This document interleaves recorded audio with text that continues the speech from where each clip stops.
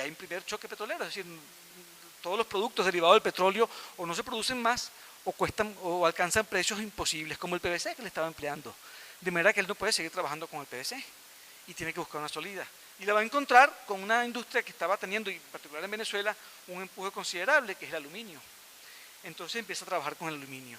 Con el aluminio va a conseguir algo extraordinario para él. Primero, es un material muy resistente, extremadamente ligero, sobre todo si lo compara con aquellas estructuras de madera y de cartón o de madera y PVC que eran tremendamente pesadas. Además de eso, ya para ese momento del 73 él tiene un taller en Caracas donde puede conseguir espacios mucho más grandes, de manera que con el aluminio va a poder alcanzar primero estructuras mucho más grandes. Son como tubos que podían alcanzar 3-4 metros de largo y muy ligeros. Va a liberarse por una vez del peso, por lo menos del peso excesivo que tenían sus piezas anteriores y de las limitaciones de tamaño, porque pasa a Caracas donde tiene espacios más grandes y porque trabaja con el aluminio. Pero, y aquí esto me parece muy bello, yo le preguntaba a Cortés, bueno, entonces se acabaron sus problemas, es decir, ¿realmente se hace para usted más fácil trabajar? Me decía, bueno, sí, me liberó del peso, me liberó de los tamaños, del problema del tamaño, pero trabajar en el aluminio es muchísimo, muchísimo más complejo que trabajar con madera o con PVC. Primero hay que pintar sobre el aluminio, y eso no lo conoce, ningún artista había trabajado sobre aluminio. Esos métodos existen, pero a niveles industriales. Por ejemplo, para poder pintar sobre el aluminio hay que generar, el aluminio, no sé si han trabajado con aluminio alguna vez, es un material grasoso, tiene una grasa, y por supuesto esa grasa impide que el color pegue sobre el aluminio, de manera que pintar sobre él directamente imposible. Tiene antes que eliminarle esa grasa y tiene que generarle una textura que permita que el color pegue. Además de eso, bueno, eso se lo cuento después, él se va a las industrias donde trabajan con aluminio y con el pretexto de comprar materiales, ve cómo trabajan, qué materiales emplean, qué máquinas utilizan, porque él tenía dos problemas. Uno, ese de cómo fijar el color sobre el aluminio. Dos, los módulos que vendían en la industria eran enormes, eran cosas hechas para la industria, para los edificios, en fin, y él necesitaba trabajar en tamaño de artista, pues. De manera que él necesitaba poder producir sus propios perfiles, esas U's que son ahora sus fisicomías, producirlas él mismo. Ahora, esas máquinas que permitían plegar el aluminio para hacerle una U como él necesitaba, existían, cómo no, pero eran máquinas inmensas que no cabían en su taller y que costaban millonadas. Además, no se producían para el mercado, los producían para las industrias. Hay que ver lo que significa entonces un artista plástico que se va a esos talleres a ver cómo funcionaban las máquinas plegadoras, en qué principio utilizaban, hacía croquis escondido de la gente que hacía, porque él vivió ahí con el pretexto de comprar materiales, y hacía croquis y después se iba a fabricar sus propias máquinas. Aquí no tengo lamentablemente imágenes, pero todas las máquinas plegadoras, cortadoras, perforadoras de aluminio, las construyó él mismo. Meses enteros pasó estudiando en libros de ingeniería para ver cómo construir aquello. Es decir, se enfrentaba a un problema técnico muchísimo más complejo. Además de eso necesitaba materiales. La primera vez que intentó hacer, por ejemplo, crearle la porosidad que necesitaba el aluminio para que agarrara ¿cómo se llama? La pintura, lo intentó con el ácido, no me acuerdo ya, creo que era nitrato de no sé qué cosa, no me acuerdo el nombre, al 2% que utilizaban en la industria para eso. Claro, en la industria tenían grandes extractores y lo sacaban inmediatamente y lavaban los perfiles y aquí no pasaba nada. Cuando él lo intentó y metió el primer perfil en aquella solución, dice que salió una nube de humo tan grande que tuvieron todos que salir del taller y cuando volvieron había desaparecido la verguita de aluminio, se lo había comido el ácido.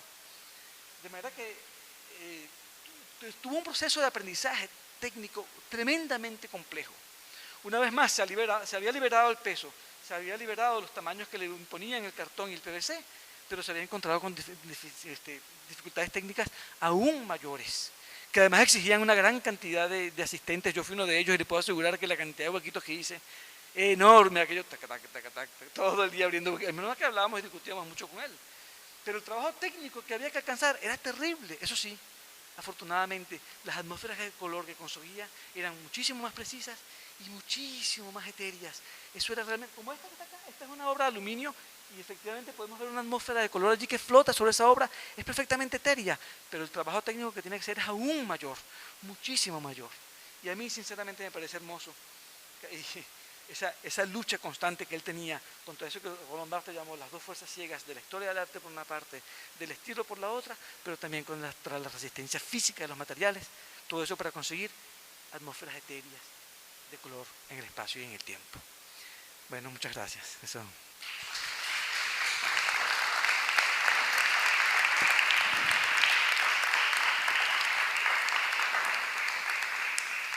Bueno, ahora la palabra les toca a ustedes si quieren hacer preguntas. Occidentales, por lo menos, sin pasar por las referencias. Hay que pasar por su obra, porque su obra se inscribe perfectamente en una historia del arte occidental, en una historia específica del color, que nos deja lograr todo eso. Nos gusta o no nos guste, nos parezca bueno o nos parezca malo, que podría estar en la historia del arte occidental como un paso obligado para el estudiar el fenómeno color. ¿Qué puedes decir de los libros que él mismo escribió de Carlos Cloutier como teórico del color? Bueno, tiene las limitaciones y la belleza, creo yo, de que no tiene una formación teórica, ¿verdad? Y tiene la belleza de que alguien se reflexiona sobre lo que hace. Y eso, wow, yo creo que pocas cosas hermosas he leído sobre las artes plásticas como las mismas que sobre su obra. Es decir, porque ahí la palabra voy a llamarlo porque decía que ese maravilloso lenguaje, ¿cómo decía él? De teórico del ser, ¿no? Que llamaba algo así, es decir, de alguien que teoriza o intenta teorizar sobre lo que hace, sobre esa manera particular de pensar que piensan haciendo, y que es la manera de pensar del artista, la verdad que piensa haciendo. Pensar para él, una forma de pensar para él es pensar en la forma, pensar en materiales, pensar con la resistencia de los materiales. Y cuando un artista escribe sobre eso, sobre una experiencia primera, de manera que es probable, tiene a veces quizás las limitaciones de quien, aunque en el caso de Cloutier sabe, y escrito y es coherente, un hombre más que ha leído mucho, durante mucho tiempo, hijo de poeta, leyó muchísimo, no es un pintor inculto como muchos pueden haber por allí, pero aún así no es un teórico, pues, ¿no? De manera que puede tener limitaciones de teórico, es decir, quizás uno puede decir, le falta esta referencia, olvidó aquello, en fin. Pero lo que es hermoso es cuando un artista habla de aquello que hace, porque es muy bello poder ver cómo intenta traducir a las palabras esa otra experiencia que es pensar haciendo, que es muy particular, que es la de los artistas. Porque un artista que tiene ese valor tan importante dentro de la historia del arte le cuesta tanto entrar en Estados Unidos. Sabemos que hace apenas 2 años hizo su primera exposición individual en Nueva York, hace menos de 2 años. Yo creo que eso tiene una larga historia, ¿no? Es decir, aunque no parezca, los Estados Unidos son, como todos los países de América Latina, una ex-colonia, ¿verdad? Como ex-colonia también, sobre todo en los años 50, 60, los Estados Unidos querían medirse con quién?